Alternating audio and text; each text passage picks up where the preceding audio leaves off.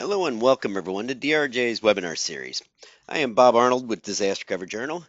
Today's sponsor is Alert Media, and today we'll be discussing a modern approach to tabletop exercises. And it's a very, very hot topic. To help welcome and introduce our panelists today, I'd like to now turn it over to Katie Goen. Thank you so much, Bob, and hello, everyone. I'm Katie Goen, Director of Content and Communications here at Alert Media. I'm so happy to be here to moderate today's discussion, and Bob, challenge accepted. We are going to rise to this occasion. Today we're talking about a modern approach to tabletop exercises, and that is both going to improve outcomes and engagement, right? So we have a great presentation in store for you today. So I'm going to kick things off by introducing our speakers. Our featured speaker today is Shane Mathew. He is the CEO and founder of Stone Risk Consulting, which is a consultancy based in the Dallas-Fort Worth area, and that helps specialized clients build business continuity and crisis management programs. Shane has more than 2 decades of experience, and he's developed resilience programs for organizations like UT Southwestern Medical Center, Baylor Scott and White Health System, Zoom, Netflix, and many, many more. He also holds a master's degree in public health from the University of North Texas, and he's a certified business continuity professional. So we're in good hands today. Hi, Shane. Thank you for being here. Thanks, Katie. I appreciate it. I'm glad I'm here. Wonderful. Well, I'd also like to introduce Peter Steinfeld, who is the Senior Vice President of Safety Solutions at Alert Media. Peter has been involved in the emergency communications industry for more than 20 years now, and he's helped organizations of all sizes and industries level up their employee safety, business continuity, and emergency preparedness initiatives. He is also the host of the Employee Safety Podcast. Hi, Peter. Welcome. Thank you very much. Great to be here. Looking forward to this. Excellent. Well, thank you both again for being here today. I do want to quickly touch on today's agenda. First, we're going to talk about why tabletop exercises are critical for business resilience, especially in today's evolving threat landscape. We're going to talk about how to design memorable, impactful tabletop exercises. We'll give you some tips on how to facilitate those successfully, and then we'll also provide you with some real-world examples. So before we get into the content, I would love to go ahead and launch our first poll. You're going to see these pop up throughout the presentation today. So please go ahead and participate in those if you can, because it really helps us get a good idea of speaking points and what you guys are looking for today. So our first question is, how would you describe your company's current tabletop exercise program design? Would you say they are creative and engaging? Maybe traditional and more straightforward? Maybe you're currently developing your tabletop exercise program, or you do not conduct tabletop exercises at this time. So I'm going to give that just a few more seconds, and then we can go ahead and share those results. Can everyone see those results? Peter, Shane? Yes? Very good. Yeah. Okay. Awesome. So, wow. Okay. So every answer is represented here, which is fantastic, but it looks like our 2 biggest answers are traditional and straightforward and currently in development. So Shane, talk to me about that. Is that sort of what you thought you'd see results-wise? No, absolutely. This is the norm. Many people are either in the beginning stages, or if they do have a program, are approaching it in what we've all probably been taught. To develop a standard approach is not out of the norm, in my opinion. So this is actually very much in line with what we're seeing out in the general public. Excellent. Peter, anything to add to that? I think it's great that we're seeing a broad representation here. There's something in today's presentation for everybody, whether or not you're already advanced level 10, creative and engaging. I'm sure you're here because you're always looking for new ideas, and those who are just starting, you'll get some good stuff too. Excellent. All right. And for those 16% of folks who said your tabletop exercise are creative and engaging, that is fantastic. Great work.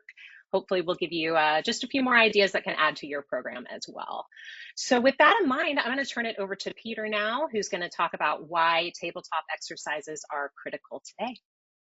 Indeed. Thank you, Katie, for kicking us off. I appreciate it. Let's get into why tabletop exercises are a must in today's risk environment. First, the risks that we face today are just more frequent and intense than ever before, and there are simply more people living in disaster-prone areas too, something you got to think about.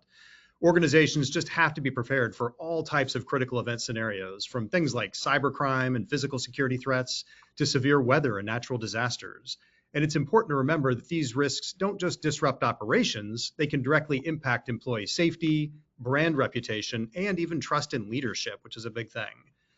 So that's where tabletop exercises come in. These controlled simulations really enable teams to practice responding to real world scenarios. They help you highlight vulnerabilities, improve decision making, and then ensure emergency response plans are ready when they're needed most. Organizations that implement tabletop exercises see really tangible benefits, such as things like faster responses during crises, less disruption to operations, which is what we're all shooting for, and then employees who feel more confident and empowered to manage emergencies. This really builds resilience, not just for the company, but for the workforce as well. And frankly, that's what the company is. It's the workforce. So these are all excellent reasons why you should not only facilitate tabletop exercises, but why you should modernize your approach to drive interest and engagement, because that's what it's all about. Now, another reason that tabletop exercises are critical is because many employees report that they simply don't feel completely safe at work. And where this data comes from is Alert Media's 2025 State of Employee Safety Report. And you guys are the first to see this information. The full report is actually going to be released in March, so not too far from now, but we really wanted to give you a sneak peek at these relevant findings, especially in the context of today's conversation. So we surveyed more than 2,000 full-time US employees and 1,000 UK employees to determine how safe they feel at work. And what we found is that about 56% of employees say they don't feel completely safe at work. So just think about that for a minute.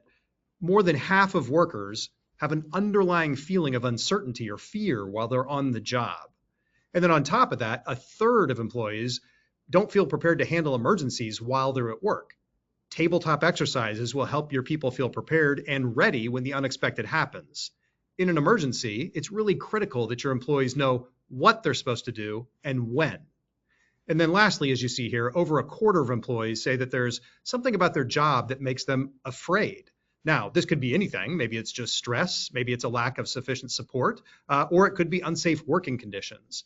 Whatever it is, it's keeping them from fully showing up and feeling good about their work, which means they're not being optimally productive. And that's not just bad for them, it's also bad for business. So I believe that these numbers really highlight the importance of creating a workplace where safety isn't just a policy, it's a culture that allows employees to feel supported, confident, and just really ready to take on whatever challenges come their way. Now, we also see tabletop exercises working at a national level. In August of 2024, the Cybersecurity and Infrastructure Security Agency, or CISA, hosted their 7th annual Tabletop the Vote exercise. And this event essentially brought together federal, state, and local officials to enhance election security preparedness, demonstrating the role of tabletop exercises in addressing contemporary challenges. So exercises like these really highlight the critical importance of proactive planning and coordination in going about tackling complex high-stakes scenarios. By identifying vulnerabilities and then strengthening collaboration among all the stakeholders, tabletop exercises have a really measurable impact on building resilience and then safeguarding essential systems that millions of people rely on. Now, Shane has extensive experience in leveraging tabletop exercises to prepare organizations for a very wide range of challenges. So with that in mind, I'll go ahead and turn it over to Shane to dive deeper into how organizations can use these exercises to prepare for their own unique challenges. Shane, take it away. Awesome. Thanks, Peter, for framing the importance of tabletop exercises so well. As someone who spent the last 20 years or so working in business continuity and crisis management, I've been involved with a lot of tabletop exercises. Now, tabletop exercises have been around even before me, and for decades, in fact. But let's be honest, they really haven't evolved much over in that time. So too often they're a slow-moving discussion, a checklist exercise, or a PowerPoint marathon. And that's what today's session is about. Really, how do you monetize tabletop exercise? So we're going to show you how to break away from the traditional and make these sessions more engaging, and show you how to really ensure your participants have an experience they can actually remember, because if they remember it, they're far more likely to apply what they've learned when it matters most. So with that in mind, let's dive into how to design tabletop exercises that are not just effective, but truly memorable. Now, if no one is excited about your tabletop exercise, they won't be engaged. And if they aren't engaged, they're not going to learn. So the first key is to market your tabletop exercise like an event, not just another required meeting. People don't think about insurance until they need it. The same goes for business continuity at times. A State Farm strategy is catchy jingles, memorable spokespeople. We all know, like a good neighbor, State Farm is, and I'm sure you're saying it on the other side of the screen. Now, if you don't market it, the lesson here is that no one's going to care until it's too late. So we want to use the same model. We want to create some anticipation like a Hollywood blockbuster. No movie launches without a trailer, so your tabletop exercise shouldn't either. Build hype with teaser emails or scenario sneak peeks, or even a countdown to the event, and make the invite compelling. Ditch the boring calendar invites. Instead, use bold colors, images, or a short teaser video, or even a gamified RSVP to spark curiosity.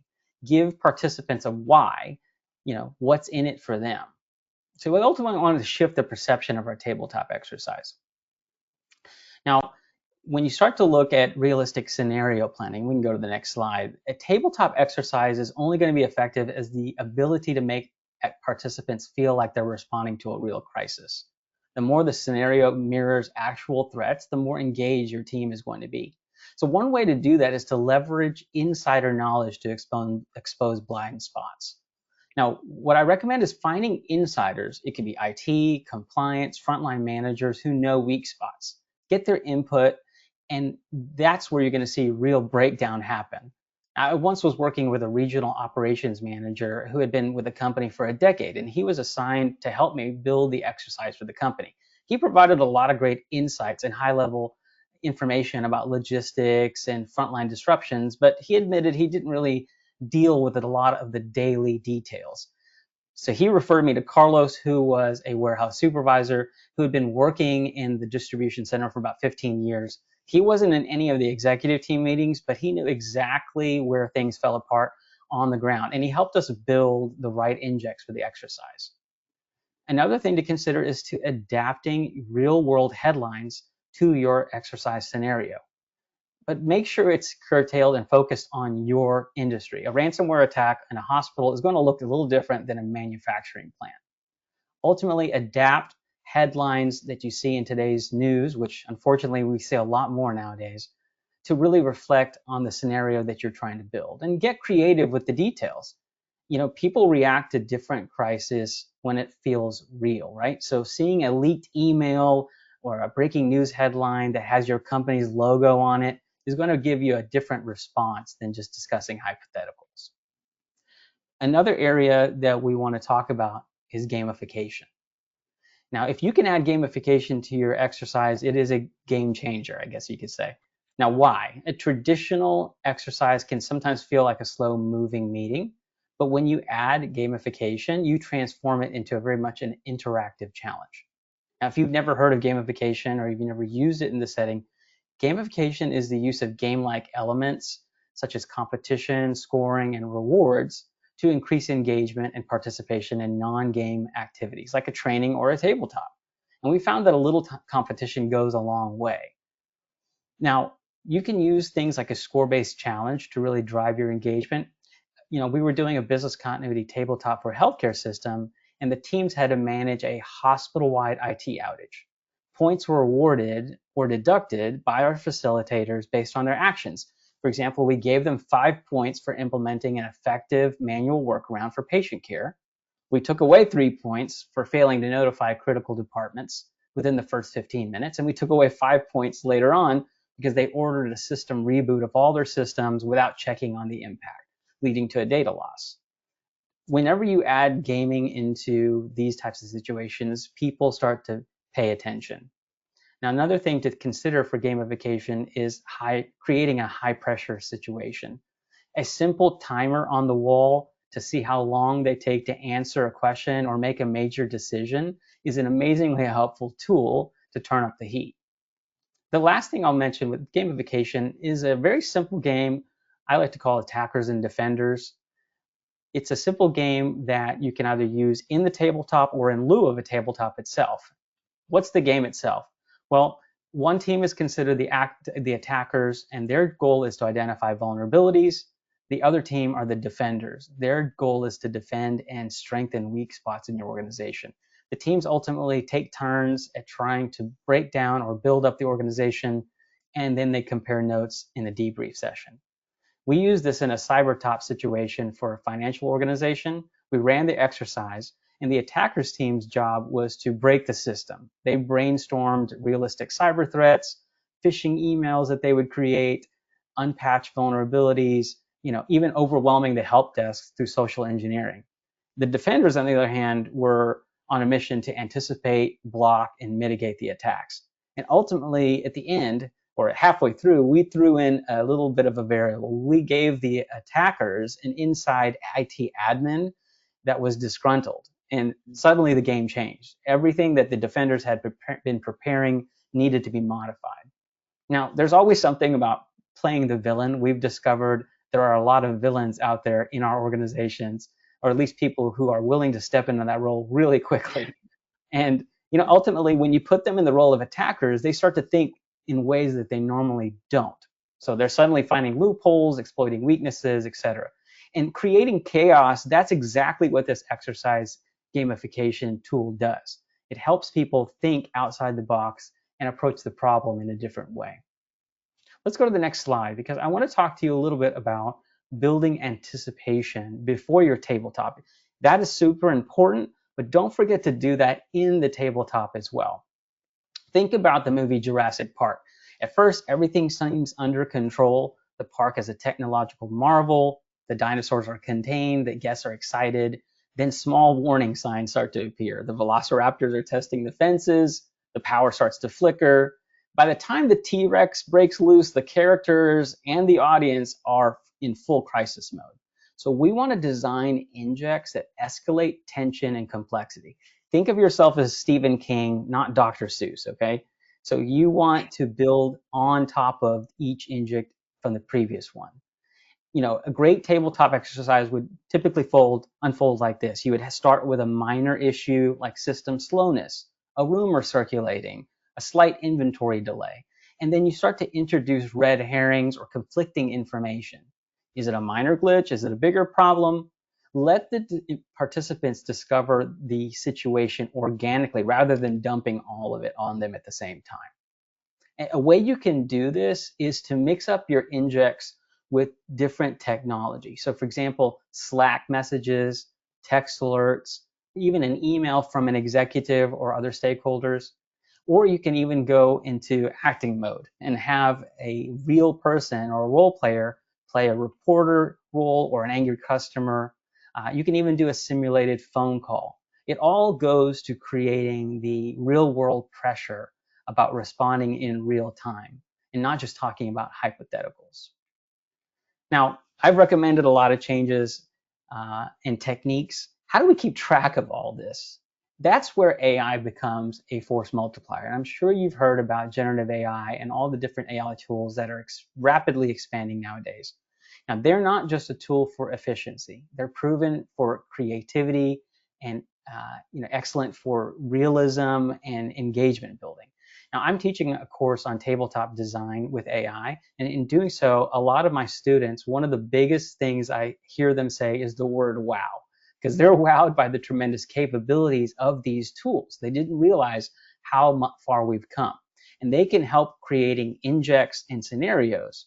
One of the hardest challenges I face as a tabletop designer is coming up with something new and exciting each year when I come back to an organization to help them with exercising. On top of that, building them in a sequence that makes sense and is realistic and challenges your participants. So AI can tailor injects and questions based on not only the situation and objectives, but also the roles and the expertise of your participants. And since it's really proven to help with visual imagery as well, this is another area where AI can help with your tabletops to make them more realistic. So for example, there's tools for image generation like DALL-E or Midjourney, which can create fake news articles, leaked documents, or social media screenshots. There's video simulation tools like Synthesia and HeyGen that can generate AI-powered news segments with virtual anchors. so you can incorporate that into your tabletop.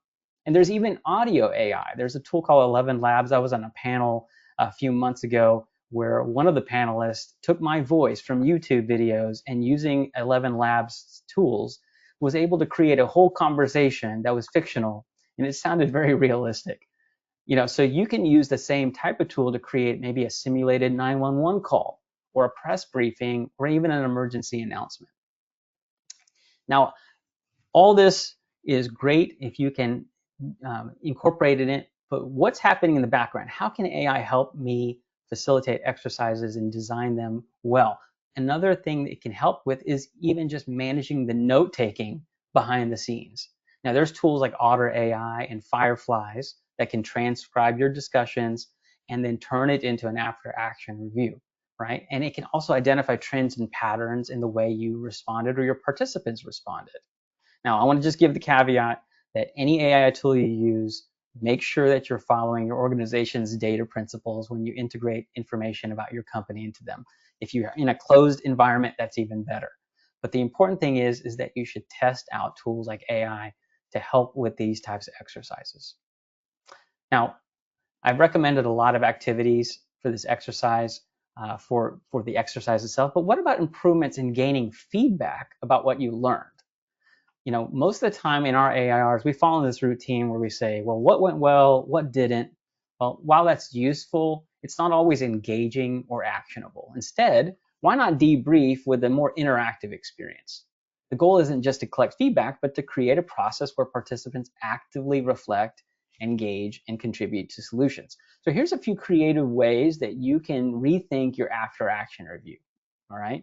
So one of the first ones is resilient Shark Tank. Right? This is one where you realize that people love a little competition, especially when it leads to real improvements. So if you could turn your debrief into more of a Shark Tank focused situation, if you've been living under a rock, Shark Tank is where you pitch the ideas to a panel of judges, right? So in this case, having the participants pitch improvement ideas to either the leaders in the room or to facilitators is an excellent way to gain their interest when we're doing these types of activities.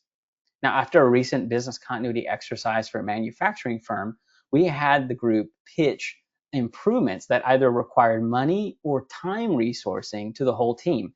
And one group proposed a color-coded downtime communication system to streamline how different departments received updates. The leaders in the room loved the idea. It was pitched right there, and that was discussed. And within a few months, it was actually integrated in the crisis response plan. Now, another tool you can use in the emoji retrospective. We've all used emojis, especially if you have a 15-year-old son or daughter like I do. Emojis are part of our daily routine conversation. So rather than going person by person and asking for impressions and lessons learned, mapping out your exercise and the phases of the activity, and then having people literally take Post-its and put emojis of a smiley face if it went well, or a frowny face if it was a challenging time. That alone can really focus your attention and isolate areas that really need further discussion. Scenario heat maps is a variation of the emoji introspective, and I've included a more in-depth example in some of the downloads you'll receive as part of this webinar, but it allows you to drill down to individual participant areas and get them to annotate it like a digital map of the pain points, successes, and suggestions, and help visualize patterns. There's a variety of other tools that you can use, but the point is don't lose track of the after-action review as part of your improvement efforts. It should not stay static as we've seen in the past. And the goal is to make feedback an experience, not just a formality. Now, turning your lessons into action plans is a vitally important component as well. We oftentimes end the exercise, and as soon as the participants leave, it's over, at least until next year. But I like to say without action, lessons learned are just lessons observed. So make sure that your learnings are turned into time-bound actions. Instead of saying things like, we're just going to improve our crisis communication, define who exactly is responsible, what needs to change, and by when. Using SMART goals is a very important way to do that. SMART means specific, measurable, achievable, relevant, and time-bound. And make sure you're assigning an actual owner. Don't put everything on your shoulders, as we typically do as business continuity and crisis management professionals. Assign single points of ownership to each improvement. No group responsibility is allowed anymore. Otherwise, things just don't get done. And make sure you're not just waiting till the next exercise to reinforce any lessons you've learned. So now that we've covered how to design and market your tabletop exercise, let's shift gears a bit and focus on facilitation. Even the best designed exercises can fall flat without skilled execution. So a tabletop exercise isn't just about who's in the room, it's about making sure the right people are solving the right problems at the right time. So using a phased approach for mixed groups is going to be vitally important. Think about this. Tactical participants may handle the crisis response, and then strategic participants would join to focus on policy, resources, and long-term decisions. In a recent cybersecurity tabletop exercise I led, we had the crisis management team handle the initial response to a ransomware attack. They were focused on the tactical actions and the immediate steps of recognizing and containing the situation. And then we had the executives join in the second phase to discuss disclosure, regulatory obligations, and reputational risks. To bridge the gap between the two groups and their arrival on scene, we had the tactical team give a structured readout to the leadership team, helping them practice how to give concise, high-level updates. And the result was that executives made faster, more informed decisions, and the tactical teams gained confidence in communicating critical information under pressure. So training your tactical participants in effective communication is a huge win for you in these types of events. Now, ultimately, these are facilitation techniques, that you can use throughout. Let me talk to you about icebreakers. Now, I don't think that is often used enough in these situations. But the first 5 minutes of a session set the tone for everything that follows. If people are stiff, hesitant, or disengaged, that carries into the exercise. So a strong icebreaker gets them talking. Now, we use an icebreaker often where we just simply walk into the room with the team and say, hey, your facility is shutting down in 5 minutes. You can only grab 5 things. What do you take? And the group immediately starts to list different things like technical must-haves like server, backups, equipment schematics, regulatory paperwork. Other teams are suspiciously personal, like I'm going to grab my lunch from the cafeteria, or I'm going to get my favorite stapler. We even have one guy who said, I'm taking the Wi-Fi router because if we're going down, at least I'm checking LinkedIn for a new job, right? So that laughter breaks the tension, of course, and everybody becomes more engaged thinking about the situation. And then you move them into the tabletop exercise. It just creates a different atmosphere, and it helps build group dynamics. Now, I want to give you another example of an icebreaker that we use often in our exercises. Peter, do you think you can be my guinea pig for a second? Yeah, happy to do it. Okay, I'm going to give you one that we typically run. I'm going to act as the facilitator, and Peter, you're going to be the participant. So here we go. I like to call this land the plane. It's fun and it's simple. All right, so here's the scenario. Peter, you're a passenger on a flight, and both pilots are incapacitated. The flight crew informs you you're the only one who can help, and they lead you into the cockpit, and you're faced with this control panel right here. Your mission, land the plane safely. What's your first few steps? Describe them for us. Ooh, first few steps. How do I talk to the radio or the tower? So radio tower. Yeah, I need to get instructions on what to do. Do I sit in the left or the right seat? And can you bring me a stiff drink? Yeah. Surprisingly, those are very common responses when we give these to people. Can you call somebody else? Can I jump out of the plane? Is there a parachute? Those are other alternative responses that we get. But as you can see, we can walk through a very quick, doesn't take very long. And then at the end of like Peter's response, we would ask the rest of the participants, what would you do differently? How would you help Peter? What did he miss? And we start to list those things out, okay? And that just literally takes a few minutes and results in a lightening of the situation and allows us to then shift into, the high pressure situation afterwards very easily. Okay.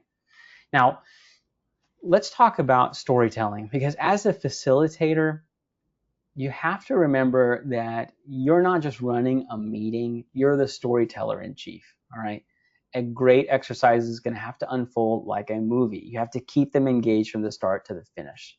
So we always want to start every story with a sense of normalcy before things go sideways. If you drop participants straight into the chaos, they don't have time to connect with the scenario. But if you start with something familiar, like the rhythms of daily work, it feels more real. So always start your exercises with kind of a day in the life. Hey, what's happening in the organization today? What's the environment? Give them ideas about, hey, here's an upcoming deadline, or planned maintenance, or customers and their interactions with your teams, to draw the participants in. And then introduce dynamic challenges and uncertainty. Don't reveal all the answers up front. Force the participants to work with incomplete or conflicting information. Now, as you move through the whole environment, make sure that the end has some meaningful closure. All right. So provide them with the aftermath. Give them a background of, hey, here's what we learned from the exercise and how your decisions ultimately resulted in X, Y, and Z. It gives them the feeling that they've lived through an actual event. All right. Now, I want to end by sharing a real world example of how I use these approaches in my professional life. We've talked about storytelling, realism, and immersion, but what does that look like in practice? So I want to take you back to the time I was running the business continuity program at Zoom, and how a popular online video game inspired a very engaging tabletop. So around the time of our first ever tabletop, again, we were starting the program. This was our first exposure to a lot of the leadership team and other individuals and stakeholders. There was a game called Among Us that was at the height of its popularity. Again, if you have a teen or preteen at home, you probably have seen this on the screen or played it with them, right? So the game's premise is a spaceship crew is working together while an imposter secretly sabotages them. So this premise was the perfect analogy for an insider threat scenario. And I used this to create our first ever Among Us themed tabletop exercise. So the invitations, we featured Among Us imagery like you see on the screen in playful language. We use, instead of a dry meeting request, participants got something that felt different. They had literally crewmates needed to strengthen the ship's resilience as one of the the entry point pieces of text that they would see when they first opened it up. Now, we just didn't slap a theme on the invite. The slides, the materials, the overall design carried the theme throughout. The exercise materials used the Among Us inspired graphics. We referred to everybody as crewmates on a spaceship, right?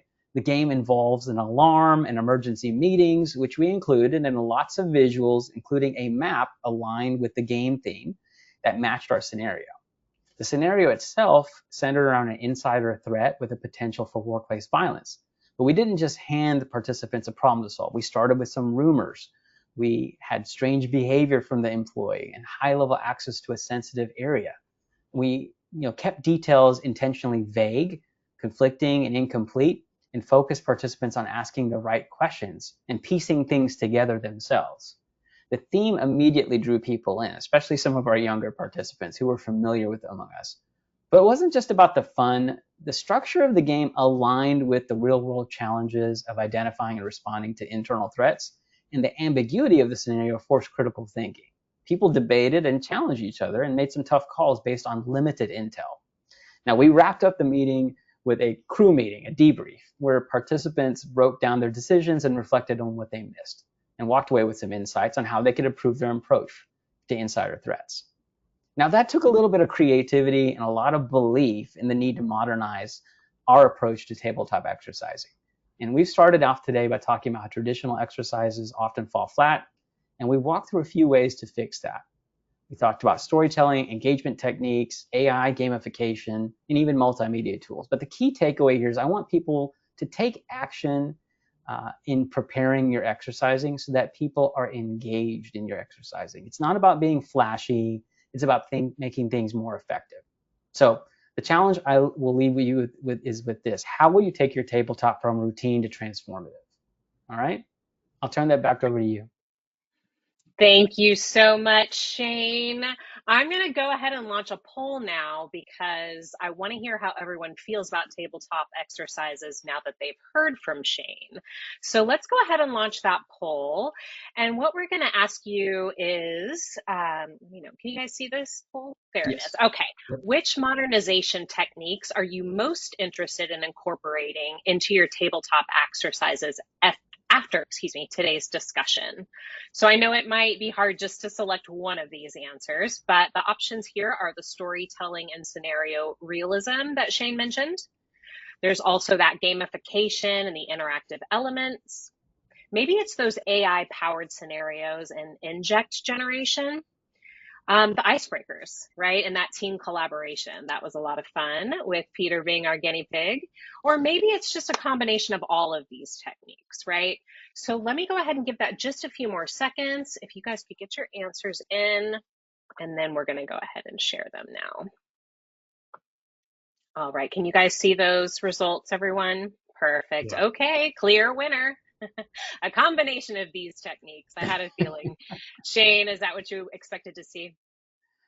No, I agree with. I think these are typical results, right, for this, because there are a variety of ways to handle this, and there is not just a focus on one. That's why we presented multiple options, because there needs to be some of this and some of that, and it needs to be tailored to your culture of your organization, right? So you might find that icebreakers are not something that people typically do. Maybe you can be the first, but the point is like there's a variety of tools that you should have in your bucket. And do you recommend that people kind of overhaul their tabletop exercises or just kind of add one of these elements at a time? Well, I'm a big fan of pilot testing, always trying pieces out and seeing how things go, especially if you're an existing program, right? If you're starting from scratch, it's a different story, right? But I always recommend starting with small steps to see how things go and then adapt from there. Excellent. Peter, anything to add? No, that was great. Excellent. Well, I'm going to turn it back over to Peter now, who's going to just go over some key takeaways. And then, of course, we're going to have some additional resources for you guys. We'll have some questions and just our wrap up. So, Peter, why don't you take it away? Indeed, yeah, just a few slides here to wrap things up. So as we've seen, tabletop exercises can provide invaluable benefits that just can't be overstated. They can really help your employees feel safer at work, both physically and psychologically. And that's something that we referred to in the study that we'll be releasing soon. That's a big issue out there.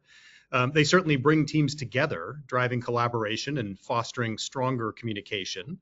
And then these exercises also reveal critical gaps in your plans, issues you might not catch otherwise, and then ultimately build resilience, preparing your organization to handle challenges more effectively, because not everything goes to plan in an emergency. So resilience and flexibility are really key.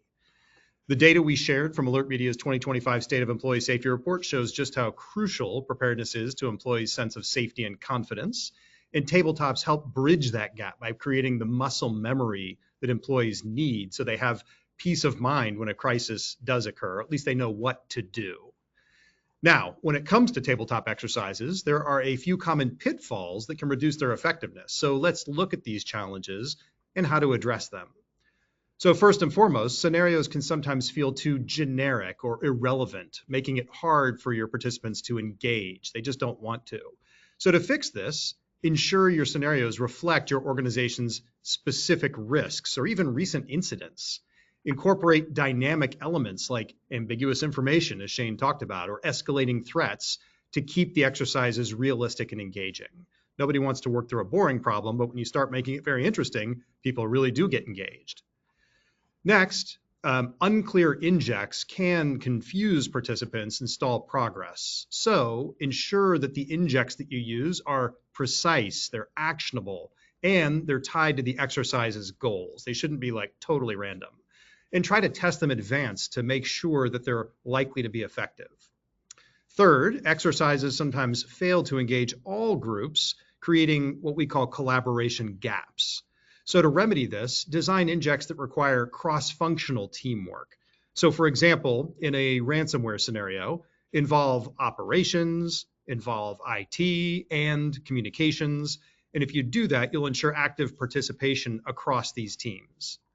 And then finally, poor facilitation can really derail an otherwise well-designed exercise. Facilitators really must be prepared and skilled at managing time and be able to guide focused discussions. Structured agendas, prompts, they can all keep things on track and very productive. This is definitely not a time to wing it. By addressing these challenges, you can really ensure your tabletop exercises are more impactful and overall more collaborative. Now, one final thing I want to emphasize is that tabletop exercises shouldn't feel like they're just a checkbox for compliance. And I know Shane started with this. A lot of times this is how people view them. This is how people sometimes often present them in their organizations. But they're really an amazing and valuable opportunity to build resilience and foster collaboration. So do what you can to reframe them as engaging learning experiences with a lot of creative elements and relevant scenarios that resonate with the actual participants. Something that resonates with one group in your org may not resonate with another. You got to think about that kind of stuff. Be sure to emphasize tangible benefits like improved response times or communication. And don't forget to celebrate successes. I think that's a huge part that we often overlook. And also share lessons learned. If you don't fixate on those a little bit, then people just tend to say, oh yeah, I saw that lesson, and it just in one ear and out the other. And when you do that, it really shows how these exercises directly strengthen your organization's resilience. I think when participants see tabletop exercises as growth opportunities, they're more likely to approach them with enthusiasm, helping to create a culture of preparedness in your organization. So with that said, Katie, back to you. Yeah, thanks, Peter. All right, I'm going to launch our final poll now, and this one will be quick. You've heard from Shane now, you've heard from Peter, some really great tabletop exercise information that'll improve resilience at your organization. But now we would like to know if you'd like to hear how Alert Media can help you improve business resilience at your organization in other ways. We have a whole team of experts that are ready and willing to help. So you can say yes, and we will be in touch. We'll get you the information that you need. You can also say no, not at this time. No hard feelings. We will be here if you need us at a later time. So I'm going to go ahead and give that just a few more seconds. And while we're waiting for folks to fill that out, you can think of some amazing questions that you want to ask Shane and Peter, because they are coming in hot. All right, let's go ahead and close out that poll and get to the questions. All right, Peter, you're gonna have to bear with me a little bit because they're coming in hot and heavy for Shane.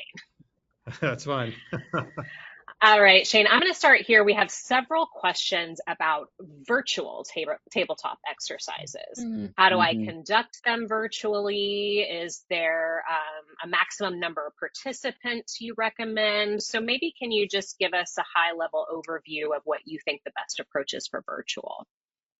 Right. Well, working in Zoom, everything was virtual. I did not work in a local office, and so I had to facilitate the exercise that I talked about completely remotely. So there's some unique challenges with that. And so number one is that camera on becomes a far more important detail for those types of exercises. Okay, we don't want anybody to show up and just see their name and quietly doing other work in the background. Two is that you really have to invest in marketing and then preparing materials that they have on the side or in addition to the presentation that you're displaying.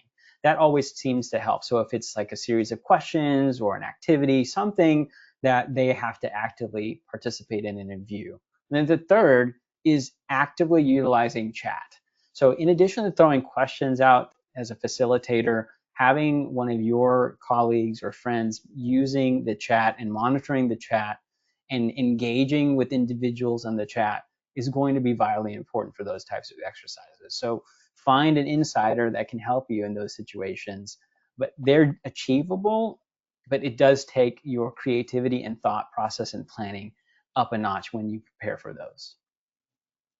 And do you happen to remember off the top of your head, like what's the maximum number of folks you've ever had on a virtual training? Yeah, I try to limit exercises to 15 or less.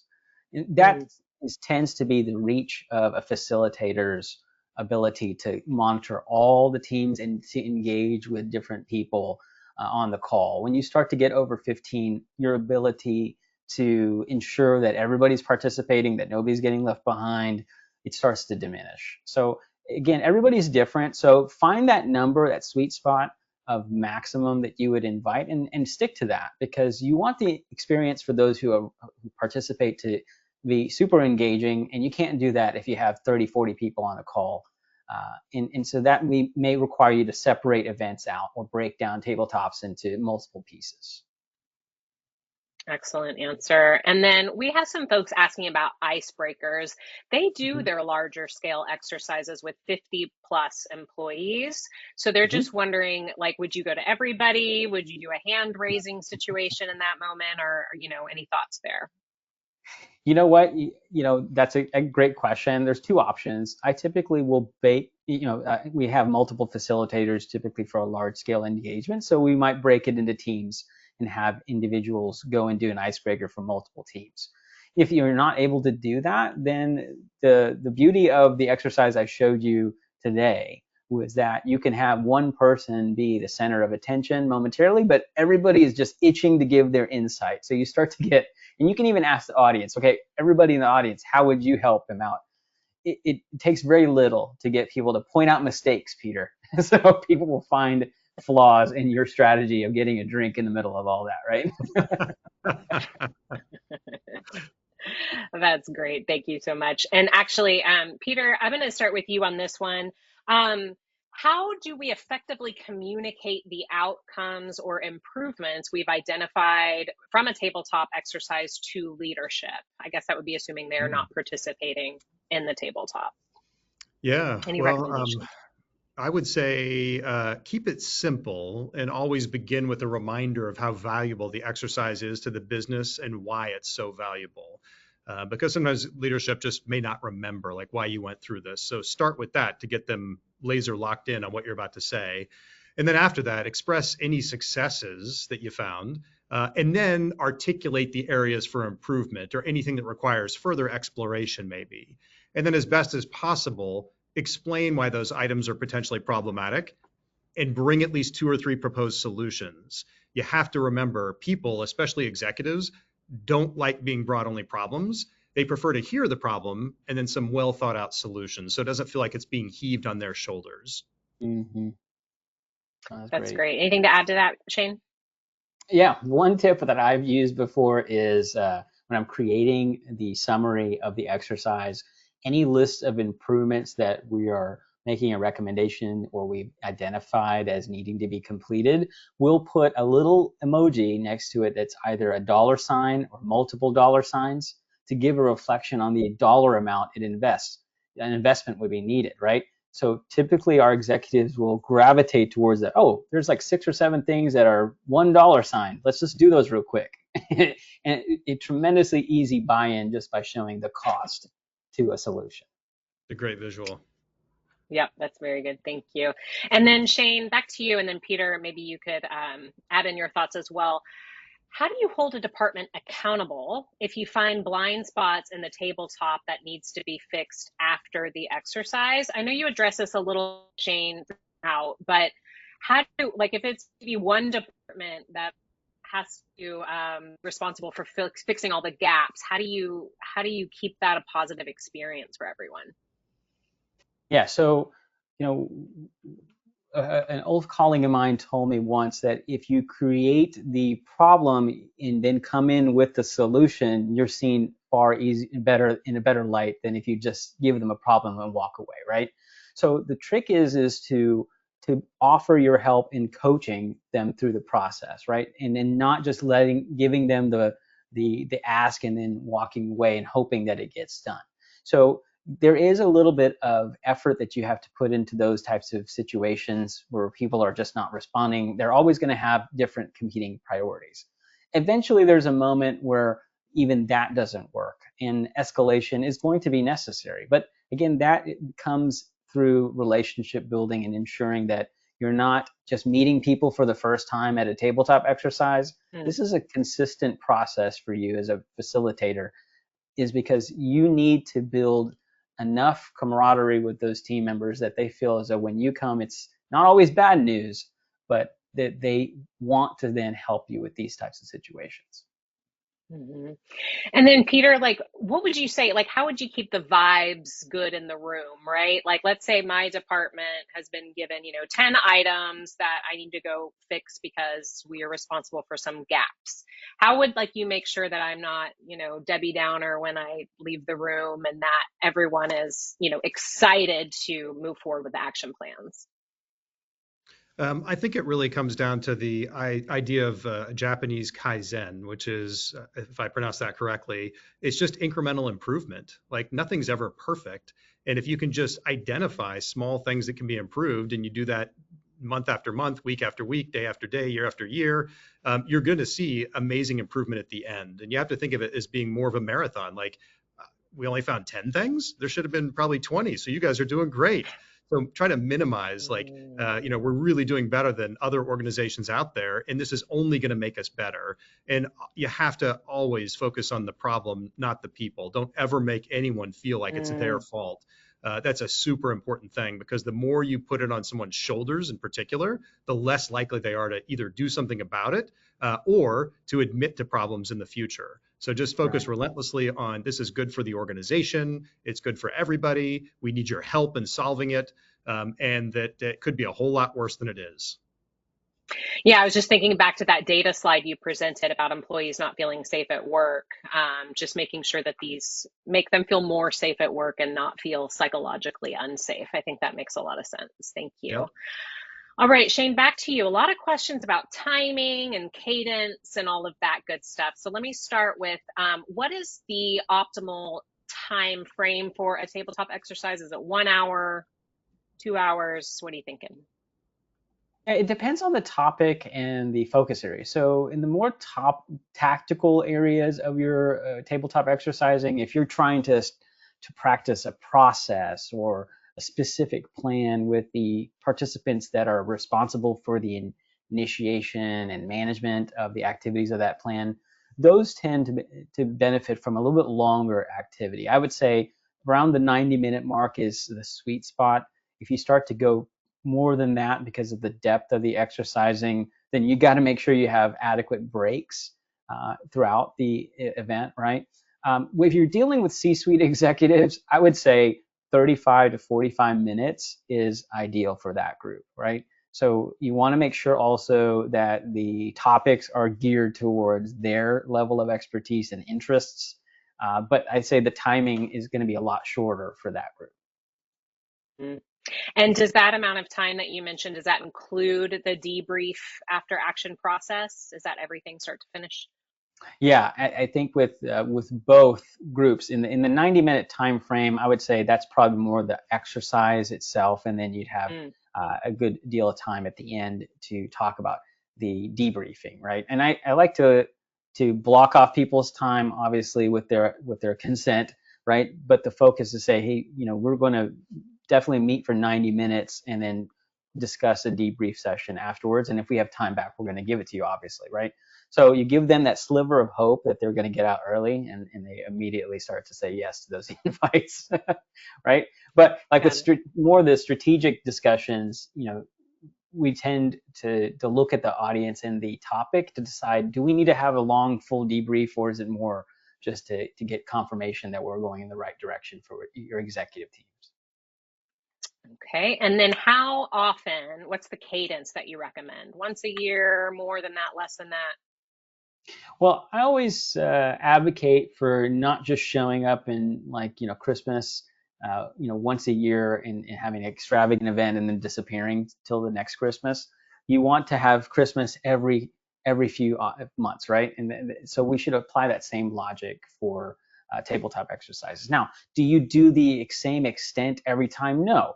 In fact, if you just simply had an attackers and defenders event once a quarter and then had a culminating, here's a series of events that lead to our largest event, and use smaller increments of time for those before you get to your large tabletop, that's an ideal scenario. But really depends on what you're working on for the year and what your objectives are for that year, right? So if it's a brand new plan, you might need more if it's been something that you practice routinely and have a lot of experience, you can curtail that down. And do you recommend organizations repeat the specific scenario or not? Well, I try to avoid repeating the same scenario unless it's something that is intrinsically important to your business. So an example is in a healthcare scenario, if it's specific IT applications that are always having problems, then that's the one we would tend to focus in on, right? So it really is going to be industry and organizational specific, but I always think that as people get used to the methodology you use or your framework for planning, that applying different scenarios is going to be more engaging over time. And Katie, one thing I would add to that is if there's been some kind of substantial change to your process or your business that happened, like maybe you normally do it once a year, but there was a big change 3 months ago, you might want to do it again because it's going to really impact that outcome. Exactly. That's a great point. Yes, thank you, Peter. All right, one final question for you, Shane.